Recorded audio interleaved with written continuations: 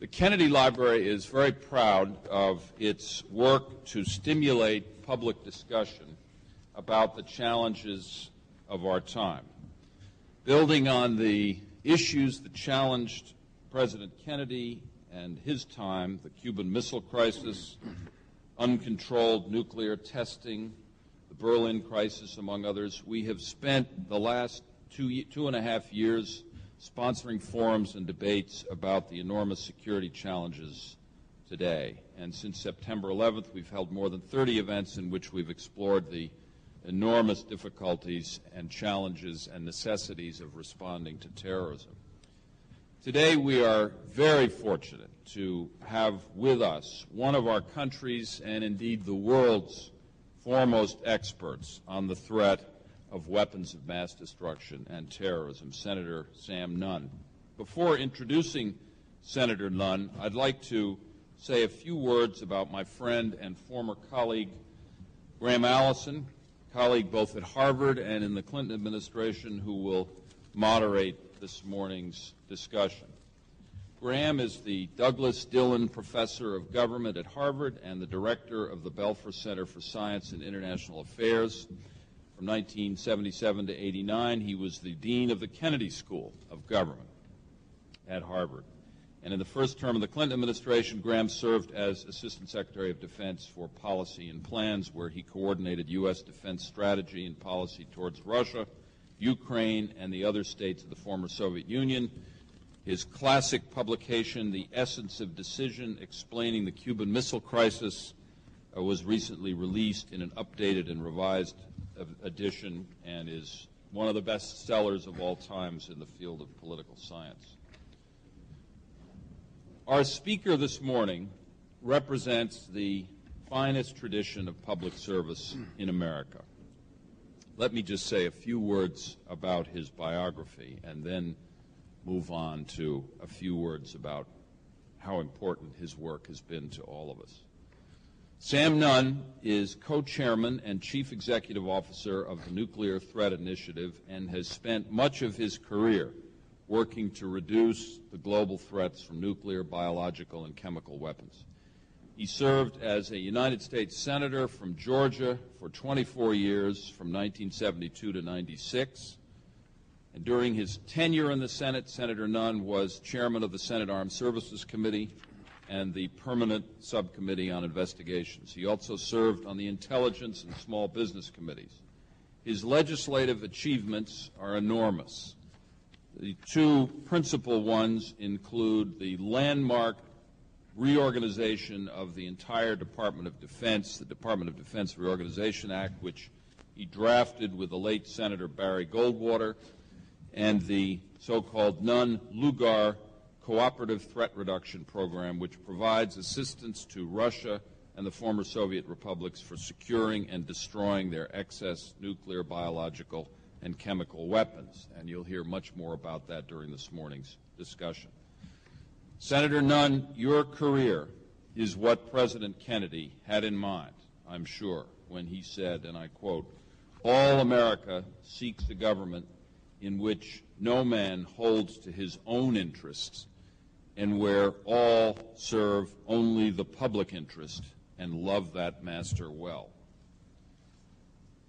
The work you have done as senator and as a public advocate searching for ways of winning peace and securing peace in a time of war and terror is a shining example of what President Kennedy again meant when he reminded the United Nations General Assembly on September 20th, 1963, peace is a daily, a weekly, a monthly process of gradually changing opinions, slowly eroding old barriers, quietly building new structures. For peace is not solely a matter of military or technical problems. It is primarily a problem of politics and people. Senator, for your steadfast leadership in the struggle for peace and security in a world of weapons and terrorism, the Kennedy Library is very proud to present to you its Distinguished American Award.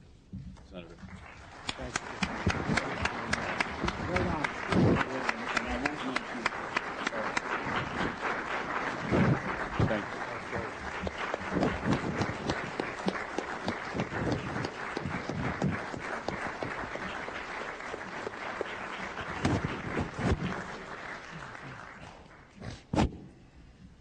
way that we propose to do this is to start, in effect, a conversation here on the stage where I'll put a few questions to Senator Nunn and he'll answer. Then we'll go to questions and discussion from the audience. And while the focus of our conversation today are the threats presented by weapons of mass destruction, particularly the possibility of weapons of mass destruction in the hands of terrorists, once we open the conversation, we're open to whatever topics people are interested in raising. So I think that particularly for those of us who follow this topic, as John Shattuck has rightly said, Senator Nunn has been the towering example of vision with respect to a danger, who then not simply saw the danger, but translated this into sustainable public policy, which has been addressing a problem. And I want him to tell us a little bit about how he came to this topic. But let me put the question with a little sharper edge. In 1991, so for those of you who are students, that's a long time ago, okay, but in 1991, the Soviet Union disappeared. So this was a big event. Here you had a country that was a vast empire, and in December of 91, it simply disappeared. And there emerged 15 newly independent countries, Russia and 14 others. There were at that time 22,000 nuclear weapons, tactical nuclear weapons, scattered across the territory of what had been 15 components of a unified country. But that country disappeared, and so these weapons were left in what were now 15 Russia and 14 other newly independent countries, including Ukraine, Kazakhstan, Lithuania, Estonia, etc. And at the time, a fellow named Dick Cheney was the Secretary of Defense. So this is 1991. And in Meet the Press, he says the following. He says, if the Soviets do an excellent job at retaining control over their stockpile of nuclear weapons, let's assume they've got 25 to 30,000, that's a ballpark figure, he says, and they are 99% successful. That would mean you would still have as many as 250 nuclear weapons that they were not able to control. So that's Dick Cheney in December 1991. So here we are, 12, 13 years later. As far as we know, none of these 250 weapons have escaped. In any case, they haven't got into the hands of terrorists that have used them.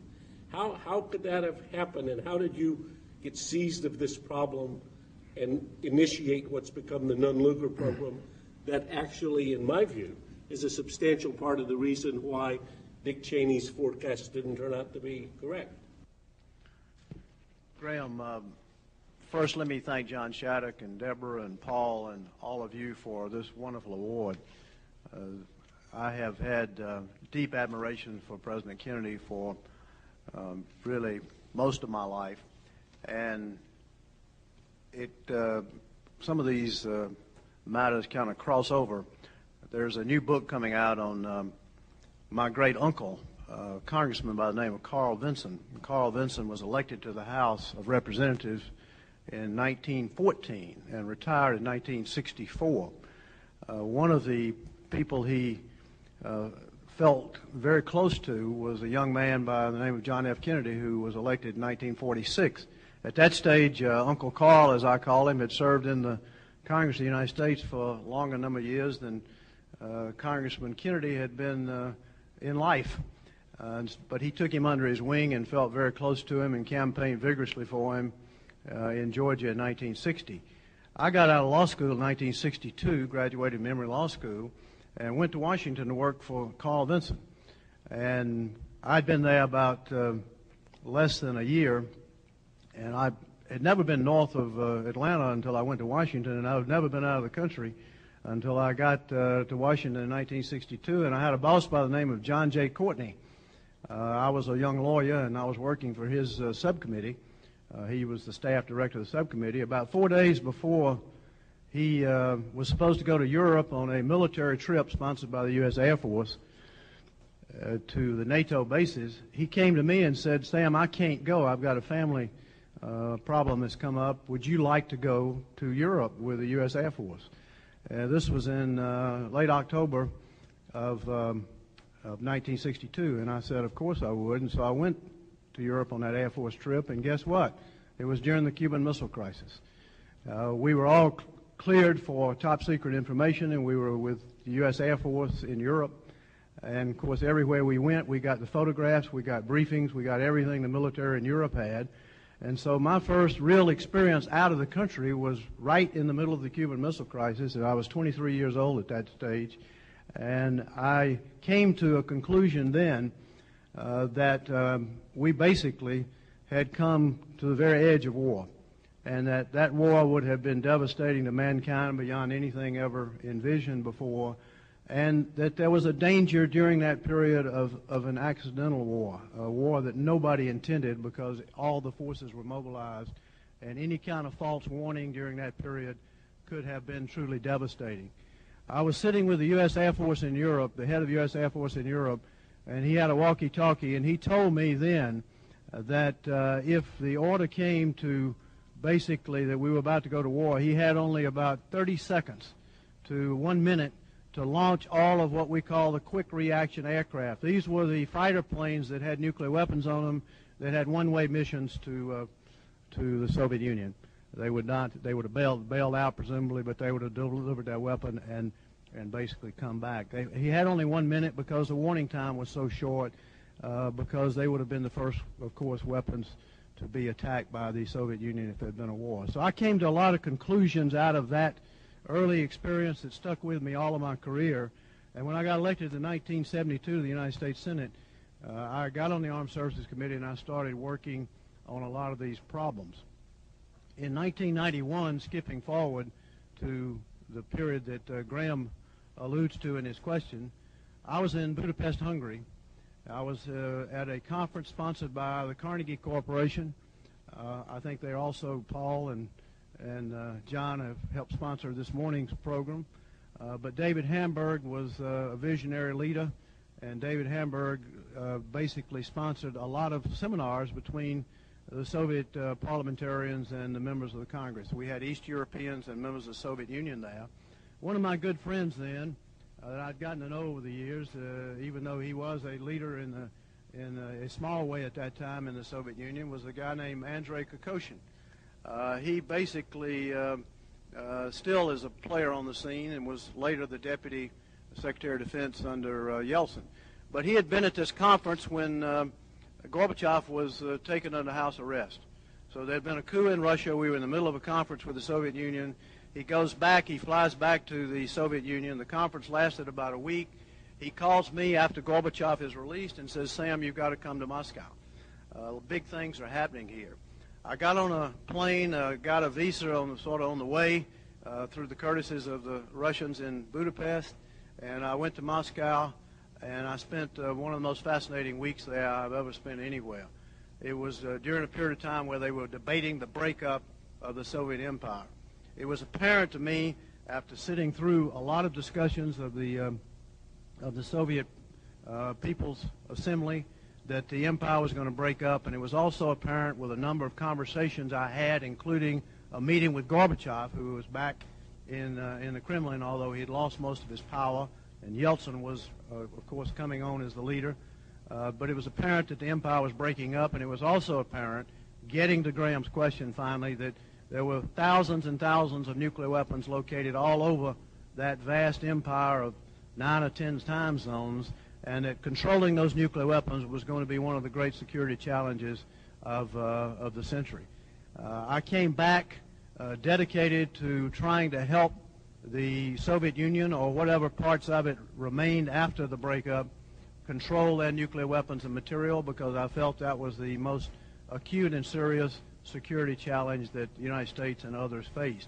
We still haven't had, understand, thousands of those nuclear weapons pointing toward the United States. You had battlefield nuclear weapons all over the place. You had nuclear materials that were weapon-grade materials all over the place. So long story short, I introduced the Nunn-Lugar legislation. At that stage, the first stage, Senator Lugar was not involved. Congressman Aspen was involved. On the House side, he was the chairman of the committee on the House side. I was chairman on the Senate side. We had already passed the House and Senate bills on authorization bills on armed services, and we were in conference. So Les Aspin and I made a deal. He was very interested in getting some kind of food humanitarian relief to the Soviet Union, which he felt was an acute need in that circumstance. I was very interested in getting funds in to help them control their nuclear weapons and to focus their attention on this acute problem. And so we made a deal. We put that in the conference report. We had not passed it in the House or the Senate. This is one of those abuses of power by two chairmen of committees that probably would be decried in the textbooks, but we felt it was needed in urgent circumstances. But we ran into a firestorm when we brought the conference report back. A lot of senators, both Republicans and Democrats, opposed it on the merits, but then they used the parliamentary observation, which happened to be correct, that it was out of scope because it had not been in either bill when it passed. And so we ran into a firestorm, and we had to take that provision out and send the bill back to conference. At that stage, I recruited Senator Lugar. He was of course, a very strong leader on the Republican side, an astute internationalist, and knew what was going on and was very, very effective. He joined with me, and we together put together what is now known as the Nunn-Lugar legislation. Interesting connection to the Kennedy School at Harvard is that the Kennedy School under Ash Carter had done a great deal of work on this problem. Again, going back to that common denominator, Carnegie had funded a lot of that work. Ash had written a lot of papers on this subject. We recruited Ash to come down, and we had one meeting after another with senators between October and December of that year. We had breakfast meetings. We had meetings in my office. We had meetings with the House. Lo and behold, we turned around the public opinion, not the public opinion, but the Senate opinion, and we passed the Nunn-Lugar legislation as a amendment to the appropriation bill in late November, early December of 1991. So that's how that legislation started. It was not, at that stage, embraced warmly by the then administration, but later on that administration, toward the end of their tenure, did start working on the legislation, and the Clinton administration came along about a year later and basically started implementing it. It happened very slowly, but then in the mid-1990s, it started making a lot of progress, and indeed, I think had a lot to do, Graham, with your direct question, getting the Soviets to consolidate their weapons, pulling them together, putting them in Russia rather than scattered all over the vast empire. And also, most importantly, 3 countries gave up their nuclear weapons that had them then. Belarus, Kazakhstan, and Ukraine all had a vast storehouse of nuclear weapons, most of which were aimed at the United States. They all 3 gave them up, so we ended up with one country, i.e. Russia, with their finger on the nuclear trigger, and those other 3 countries do not have now any nuclear weapons. Interestingly, Kazakhstan alone had more nuclear weapons than France and Great Britain and China combined. So that tells you the kind of danger we were in at that period. We're not over that danger now, but we have made progress. Let me take you to that, just where you finished, and if for people that don't follow this topic, how grave is the danger now, as you would judge it? Well, Matt Bonnet does a report for us each year. Matt is over at the Kennedy School working with Graham, and basically Matt tells us that something like 40% of all the weapon-grade nuclear materials in the former Soviet Union have now been secured in some fashion, rapid upgrade security. About 20% have comprehensive security that we in the United States would say these materials are really secure now. So about 40% have some security, about 20% have, I would call it, good security. Now that's the good news. The bad news is about 55 to 60% of all the nuclear material in the Soviet Union does not come up to our standards of security. So there is a long way to go. This material is located in a lot of different locations around primarily Russia now. Most of the material has been consolidated in the other outlying countries. Our foundation, NTI Foundation, has helped the Kazakhstan government consolidate their material, getting a number of pounds or kilograms of that material away from the border with Iran and other dangerous places. So getting it in a safe spot, consolidating it, making sure that terrorists cannot get that material, to me is the #1 security challenge we face in the world, because the combination of terrorists who don't have a return address, who are willing and able to basically kill millions of people if they had the nuclear material, and able to make a bomb if they had the nuclear material, that combination with nuclear material is what we call catastrophic terrorism. To me, it's our #1 security challenge. So we have a long way to go. We've made progress. Let me ask you, in terms of the current administration's performance in addressing this question. Certainly President Bush talks about the danger of weapons of mass destruction in the hands of terrorists. And he says often that the problem is the world's most destructive technologies in the hands of the world's most dangerous people. Now, National Security Advisor Condi Rice is going to be testifying on Thursday, and one of the questions that people are going to be putting to her is, how seriously did the administration take the terrorist threat to be before 9/11 in the 8 months? And I think she'll say, well, it was a priority for us, though there's an argument about, well, actually what was done. So if we were looking at the behavior now in terms of what's done before a nuclear or biological terrorist attack on the U.S., so we say, if we watch just the behavior, currently would you say this administration is giving this high priority or medium priority or low priority? I guess if I oversimplified it, and anything you try to do in categorizing a whole administration with different players, some of whom are doing a good job, others of whom seem to be asleep at the switch, it's pretty hard to do. But if I categorize it, I would say before 9/11, this subject was given very low priority by this administration. I would say since 9/11, it has been given high priority in terms of the words and medium priority in terms of deeds. And if you were given the job of addressing this question, obviously you would give it high priority. What would be some of the top things on your list that would demonstrate that you were giving it priority that the administration is not doing now? The #1 thing is we're fortunate in that President Bush and President Putin have a good relationship. That good relationship could produce huge dividends in terms of security for the Russian people and for the United States, our citizens, and indeed for the world. I think that potential is not even begun to be fulfilled. Now, you can blame it on the leaders, or you can say that their staffs are letting them down. But nevertheless, it does not appear to me, as an outside observer, that this whole subject of securing nuclear weapons and material is given the kind of priority at summit conferences between President Bush and President Putin that it ought to be given. Now, why is it important that the leaders embrace this as a top priority? Because there are all sorts of obstacles, bureaucratic obstacles that get in the way of making rapid progress in securing nuclear materials and getting them out of the hands of terrorists, or getting them out of the hands of any potential hands of terrorists seizing those weapons, or somebody stealing, or somebody selling that material. Those obstacles are formidable obstacles. First of all, in our own bureaucracy, there are a number of people who do not want to in any way help Russia, and they believe that the Nunn-Lugar program helps Russia. They believe that the program lets Russia off the hook. They ought to be doing it with their own money. Of course, they don't have that kind of money. But nevertheless, in the Russian government, the obstacles are much more formidable. The Russians are hard to help sometimes. They like to tax everything. They like to tax funds that people are giving them. So when you try to put Nunn-Lugar money in local and regional areas, sometimes the tax authorities want to levy a 10, 20% tax on those funds. Well, nobody's going to do that, saying we're over here to help you, now tax us on the money we're giving you.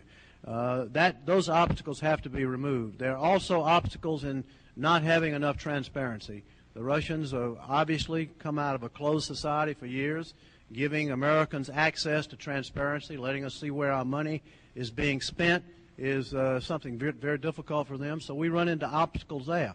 We're really even running into obstacles with visas, getting enough visas in this country for the Russians to come in and visit, and getting enough for our folks to visit in Russia, important people at the top. We have real big problems in biological transparency. So my point is, if I put at the top of the list of what needs to be done, is having the two leaders sit down and say, this is ridiculous. We're both threatened. Our people are threatened. We have a terrorist problem. You have a terrorist problem. The most likely use of any kind of nuclear weapon is by a terrorist group. Let's cut through all the obstacles, and let's demand that our staffs and our bureaucracies cooperate in this area, not only in the nuclear area, but in the biological. That's an opportunity and a responsibility of leadership. So I would place that number one. Now, if that leadership came about, and it has not, in my view, yet, by the two top leaders, I think then you could do something about closing up all the research reactors around the globe that have been supplied with highly enriched uranium by the Soviet Union, and we also did that with our own clients. That's what we call a global clean-out, getting every bit of that material either translated into low-enriched uranium running these research reactors or getting it closed down altogether. We've done 3 in the last 2 or 3 years. Our foundation helped with one project called Venture right outside Belgrade, about 15, 20 kilometers outside Belgrade. This was 2.5 bombs worth of weapon-grade nuclear material, almost with no security at all. And some of you may recall when we were bombing Belgrade, we had the war going on, the Russians called us up and told us about that supply of highly enriched uranium and said, please don't target it. I'm not sure whether that was before or after we hit the Chinese embassy, but nevertheless, they did do that, which we appreciated. So that global clean-out I would put right at the top of the list. The second thing is completing the job of securing all the nuclear material in the former Soviet Union, getting it up to at least what we call preliminary security standards, and then eventually to comprehensive security challenges. That would do more to reduce the possibility, reduce the risk of catastrophic terrorism than any two things that we could possibly do. So those would be the 3 things: leadership, global clean-out, and securing all the nuclear material. I have a whole list of other things, Graham, but another one I would add to the list is having transparency about battlefield nuclear weapons. Battlefield nuclear weapons are small nuclear weapons. They were not ever envisioned to be used in an exchange between the United States and Russia, but to be used on the battlefield. But many of these weapons have the power of a Hiroshima. Now, these weapons are transportable. They are mobile. They are not properly secured in some cases. We have no transparency. We don't know how many they are. We hope the Russians know how many they have in their inventory. We ought to both have complete transparency on all of those weapons. We ought to have visits back and forth so each country can see that the others have taken the step, other country has taken the step of securing those weapons, and we ought to be able to assure the world that that is the case. That is a fundamental responsibility. I have a whole lot of things I'd like to talk to you a little later in about accidental war and how we can help prevent that. So there are a whole litany of leadership items here that have not been addressed with any degree of what I would call vigorous leadership by either the United States or by Russia. And our European allies and the leaders of those countries have a stake in this too, so we shouldn't be letting them off the hook. It's not simply an American problem. It's not simply a George W. Bush problem. It's a world leadership problem, and that's where the responsibility lies. One of the problems with the professors is that they can have 100 questions, and I've got a lot more questions, but let me go to the audience if people have questions. I think we're a small enough group that if you, here's a microphone here, you can put your point. If there's any lull, I'll go to my list of additional questions, but maybe line up at the microphone so that it can be heard. And please identify yourself. Yes, my name is Robert Ragucci. Senator Nunn, is it really hard for the United States and Russia to reduce the nuclear weapons down to 1,000? I think it's possible. I don't think we are ready to go to that step yet because we've got so much to do in getting rid of the weapons we've already agreed to reduce. A first step right now would be to take all those weapons we've agreed to come down to around 2,000 weapons on each side. There's no reason in the world for us to have all these on alert for the next 10 years, hair trigger alert, while we're waiting to reduce them over the 10-year period. We could, in the United States, and this would be a great leadership direction by by President Bush, is to say we're going to take all of our nuclear weapons off alert, except those that we are retaining after this 10-year drawdown period. We would like you, Russia, to do the same thing.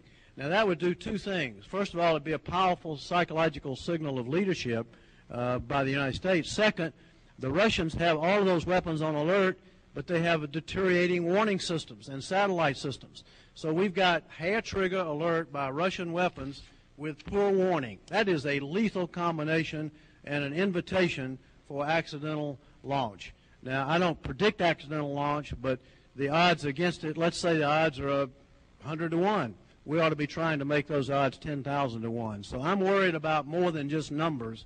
Numbers are important, but taking weapons off of alert may be even more important than numbers. It takes years to get rid of weapons. It takes hours or days to take them off of alert. And I think that's a fundamental step that could be taken. What I would like to see over a long period of time is not simply vertical arms control, that is reducing numbers, but horizontal, giving leadership more decision time. To me, it makes no sense at all for us 10 years after the Cold War to have our leaders with about the same amount of decision time if we did have some kind of warning. If a general came in and said, the President of the United States, Mr. President, we think the Russians have launched weapons. We don't know whether it's a mistake, an accident, but you don't have but about 15 minutes to make up your mind, because after that we're going to be under attack and it'll be too late to launch some of our weapon systems. That's a ridiculous state of affairs. The Russians have even less warning time because we have submarines very near their shores. That means that we've got a country over there with satellites deteriorating, warning system deteriorating. We're friends now, presumably, on many things, and we basically still have a situation where their leader would have only a few minutes, very few minutes, to make a fateful decision about whether to launch Armageddon. Now, we are still sitting here under that kind of cloud. It makes no sense at all. As I've said often, with no reference to President Putin, but perhaps some reference to previous Russian leadership, I would like for the Russian president, if his top general comes in and says, we believe we picked up a radar signal, but our signals are very bad these days. We believe we picked up satellite signals that Americans have launched missiles against us. Should we respond now or take a chance in the next 15 minutes of losing our whole nuclear inventory? I would like for that president, if he's been out drinking that night, to have a chance to have a black cup of coffee before he decides to launch an attack, basically decimating the United States of America. That means that we have a stake in more warning time on the Russian side. Now, that's very hard to explain to people, but it is absolutely true. I would like for the Russian president to have 30 minutes to an hour to make that kind of decision. And once we both get an hour, we ought to aspire for several hours, and then we ought to aspire for a week, and then we ought to aspire for a month. That's what I call horizontal arms control, and to me it's got to be a condition precedent to vertical arms control, because once you have more decision time, weapons become less relevant, then you have less use for them, and then you can make the reductions that basically comply with what we all signed up for under the Non-Proliferation Treaty. Please. Senator Nunn, how would you have voted on the Iraq War resolution in October 2002, and do you think the Iraq War has made us more or less safe? I would have been in favor of the Biden-Lugar approach, which they dropped before actually having a vote on it. That approach would have mandated that the president take steps, more steps than he took by far, to get our allies involved. I think they dropped that. I remember it was a paradox when they dropped it, because Dick Gebhardt on the House side came out in favor of the original Bush resolution, and in my view, and I like Dick Gebhardt on many occasions, but I think on this one he undermined the Biden-Lugar approach, which was a methodical approach, which would have tried to get our allies involved and so forth. So I would have supported that proposition. Now, in terms of Iraq, several mistakes. One mistake, one good thing, I think Bush did what Clinton should have done in 1998. He basically used enough military force to get, or threaten military force to the extent he got the inspectors back in, the UN inspectors. When the inspectors came back in, then we started downgrading the inspectors, criticizing them, saying they didn't know how to find the weapons and so forth. We asked them to get out so we could then go to war. Now, that really lost the world. We had the world with us after September 11th. We had the world with us after Afghanistan. People were very, very supportive of America's position after September 11th in Afghanistan. We lost the world in terms of Iraq when we basically said to the UN inspectors, which we'd gotten back in there, you get out. You're not competent enough to find the weapons. We'll find them. Let's go to war first. That was a fundamental mistake. We should have gotten the UN involved. We should have gotten their inspectors, given them time, and we should have gotten other countries involved. We don't need other countries to win a war. We didn't need them to win Iraq. We do need them, as is obvious every day, to win the peace. Right now, we're in a real mess. And how do we deal with it? We've got to stay strong in Iraq, but we've got to get others to take the lead and give this whole thing legitimacy. I would start with the UN, but I would also include NATO. We need to get others out front in Iraq to give the whole thing legitimacy. It is not, the occupation is not legitimate in the eyes of the Arab world now, and that is a fundamental problem and a particular problem for our American military forces, who are superb but who are not trained for nation building. That is not their role, and the longer they stay in this role, the more morale problems we're going to have, the more recruiting problems we're going to have, the more guard and reserve problems we're going to have. So I'm deeply concerned about the situation there right now, and I think we have made a number of fundamental errors.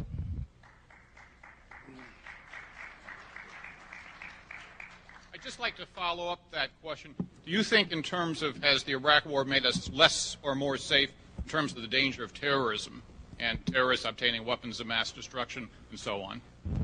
Well, we had a terrorist problem before Iraq, and we've got, if anything, a more serious problem now. I think history is going to have to judge whether Iraq makes the world safer or makes it more dangerous. In the short term, I think it makes it more dangerous. In the long term, it depends on what happens in Iraq. If we can get the UN in there, if we can get NATO in there, if we can get other nations in there, if we can get our friends in the Arab world to have a Muslim presence on the ground there with both civil reconstruction and security, and if Iraq begins to make progress 5-10 years from now, you may look back and say the world in the long run is safer. In the short run, I don't think there's any question it's more dangerous. And please identify yourself and then ask your question. Sure. Kathy Dealey, good morning.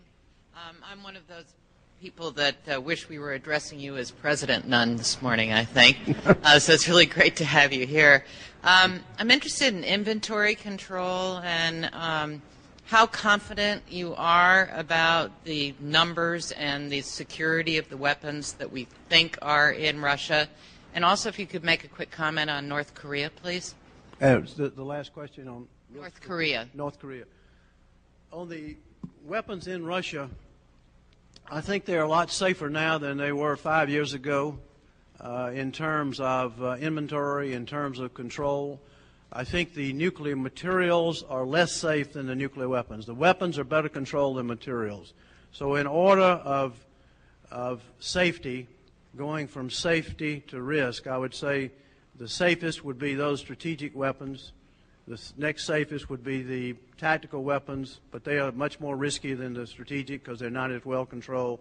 The nuclear materials are the most dangerous because the nuclear materials are spread out, they're not properly controlled, and selling some of that weapon-grade highly enriched uranium to a terrorist group could end up being one of the greatest catastrophes in the history of mankind.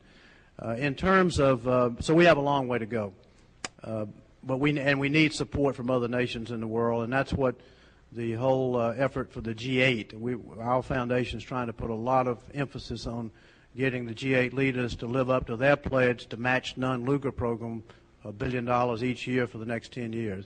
And even that is not enough. Graham Allison and I were on a panel called the Baker-Cutler panel, and Graham played a big role in writing the report.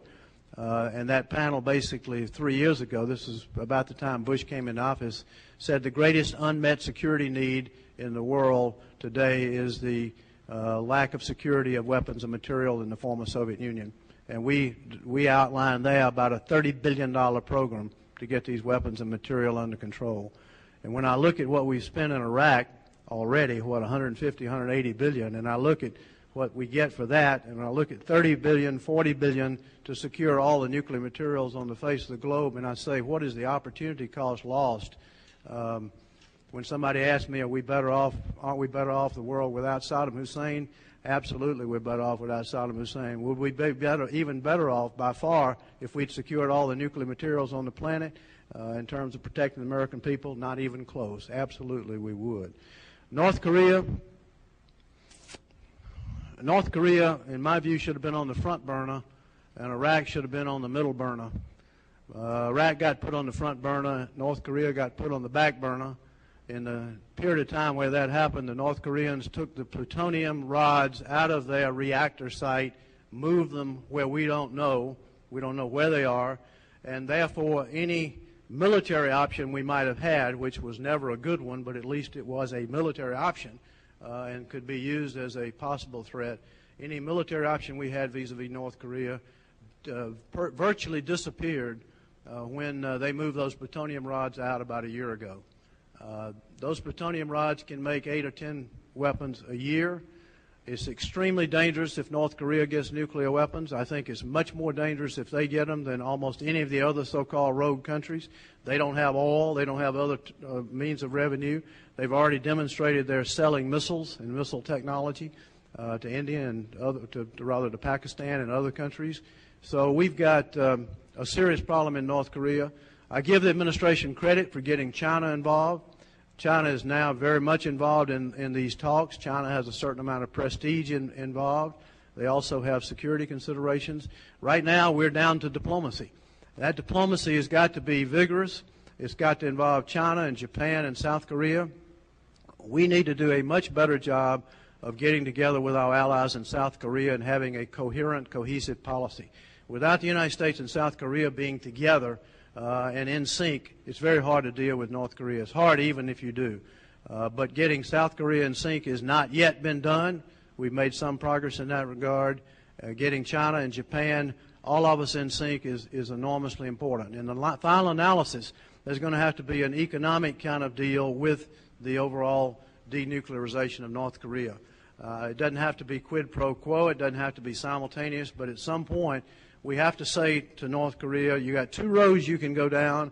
One is continuing your nuclear program, continuing your isolation, continuing taking all the money you have in your country and putting it in military. That road leads to disaster to your own people. The other road is getting rid of your nuclear, beginning to reduce your military power, and coming into the road of economic well-being for your people, cooperating with other countries. But there've got to be some carrots over here on this side. And I think that at this stage has not yet taken place. So I put this up as a very, very high priority and a very dangerous spot. My name is Roy Freed from Canton. How practical is it for anyone to use nuclear weapons? Are they useful defensively?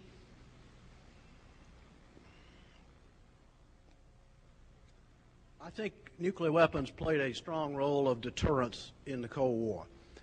We needed a nuclear deterrent in order to basically prevent war in Europe, where we had profound conventional non-nuclear disadvantages during much of the Cold War. Since the Cold War, I'm reminded of the old story kind of in reverse. Napoleon supposedly once said to his troops, you can do anything with a bayonet except sit on it. The reverse is true with nuclear weapons. In my view, in today's world, you can do nothing with nuclear weapons except sit on them. I think using them in today's world would be such a terrible blow to, if we use them, to U.S. leadership and to U.S. prestige in the world. I can't conceive of a circumstance except in retaliation for a nuclear strike against America. I can't conceive of a circumstance whereby the use of those weapons would be in our national security interest. The good news is our conventional military power is so awesome now, our accuracy of weapons is so great that we can take a conventional weapon with tremendous accuracy and cause enough damage to really not need nuclear weapons in most circumstances. But as a deterrent, as long as the world has nuclear arms, I think we have to remain in a deterrent position. But as I outlined earlier, I believe in both horizontal efforts and vertical efforts to greatly reduce the utility of nuclear weapons. It's in our fundamental national security interest to diminish the importance of nuclear weapons in terms of warfare on the face of the earth. It's in our interest to do that now, and I think that's pretty clear. That's why when we don't go into the test ban treaty, when we basically talk about new weapons, new bunker busters, when we talk about going back into testing, these things, in my view, are counterproductive to America's national security position now, because it enhances the value of nuclear weapons in the eyes of the world. Do I think the North Koreans are going to develop a weapon because the United States has a bunker buster? No. But I do believe on the margin it hurts us very badly with allies and with other people around the world.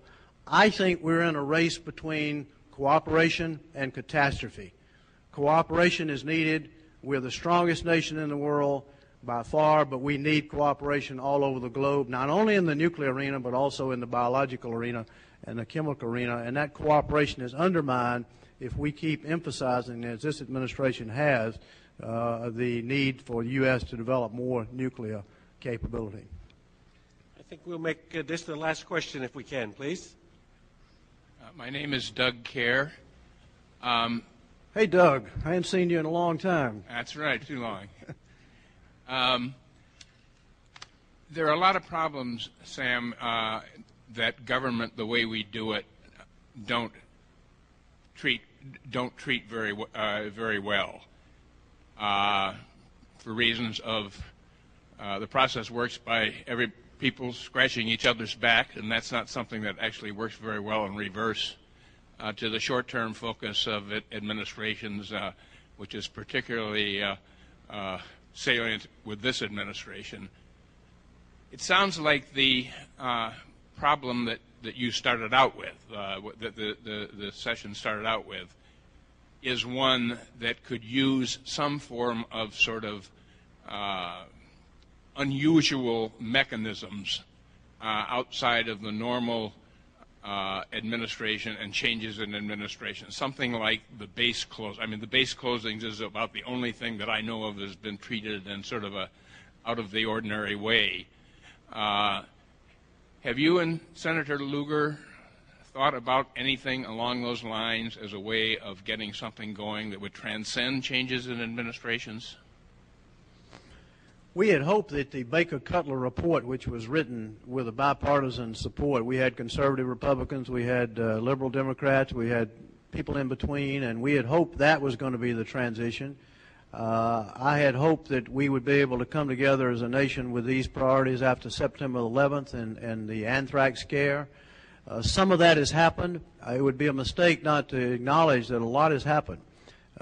John Gordon testified before our forum at Georgia Tech last week on biological terrorism and said that nothing is getting more attention than biological in this administration, that they're spending enormous resources on that. He said, but we have further to go in biological than any other area too, so he was very candid on that. Doug, I think this problem is so large. I'm wide open to suggestions on it, but I think we've got to find a way, and Senator Lugar and I and many others, Republicans and Democrats, see this exactly alike, but we've got to find a way not to have this as a partisan issue. So far it has not been. It wasn't a partisan issue when we introduced it together. We worked on it. Lugar and I are still partners. Domenici is very much a part of it. Joe Biden's much a part of it, Carl Levin and others. So I don't see it as a partisan issue, and I hope it doesn't become one. Almost all the Democratic candidates have embraced this as a top priority. As I mentioned earlier, President Bush has embraced it in his rhetoric, but in many cases not in his action. But I see it as much broader than that. I think we have to have a global coalition or partnership against catastrophic terrorism. And I think it has to have virtually every country in the civilized world involved in it. And I think that's particularly true. We haven't talked much about the biological this morning, but that's particularly true when you look at the biological threat. Because as I said to a group at breakfast this morning, I've come to the conclusion as a student in the biological area, not a teacher by any means, but as a student, that the fight against infectious disease and the fight against bioterrorism are almost one and the same. And I have also come to the conclusion that it's in our national security interest to begin to view the fight against infectious disease as a fundamental part of our national security. So I see this as a global situation. I believe that I think the challenge is educating the American people. I think leadership, though, would find a very receptive American audience out there if leaders moved in this direction very vigorously, and if leaders made it clear that we're in a world where we have a race between catastrophic events and cooperation, and that we must have cooperation in the world, and America has got to lead in that regard. I don't think we ought to ever subvert, I believe Tony Cordesman said this not long ago. He said he didn't think we should ever subvert or subject American, I think he said we should not in any way subvert the American right to protect itself to any other nation, but that we should basically subvert our arrogance to the cooperative pattern that has to be joined to deal with it. That's not his exact quote, but the real fundamental thing is we have given the world the impression that we believe that we can act unilaterally whenever we want to, wherever we want to, and that is very, very much undermining our national security. I think the United States should always reserve the right to act to protect our own citizens if there is an imminent danger, if there's a clear and present threat. But we've given the world the view that we can basically act however we'd like to and basically not have to justify it. After the administration announced its position on the preemptive doctrine, now I believe you preempt when there's an imminent danger, and every president would do that. But the preemptive doctrine sent word to the world that we believe that we can preempt whenever we want to. That is a very dangerous doctrine, and the first thing we had to do was to explain to the Indians that we didn't think it applied to them and the Pakistanis. We didn't think they should be preempting the Pakistanis, and we had to explain to the Russians that no, preemptive doctrine doesn't mean that we think you can invade Georgia because the Chechens are pouring over from Georgia. So we've done some things that were counterproductive. I'm hoping, though, back to your question, that we can find a way to come together even in the next year or so, whoever wins the election, to make these issues truly bipartisan and to make them not only bipartisan but global, because we have to have a global approach. Thank you.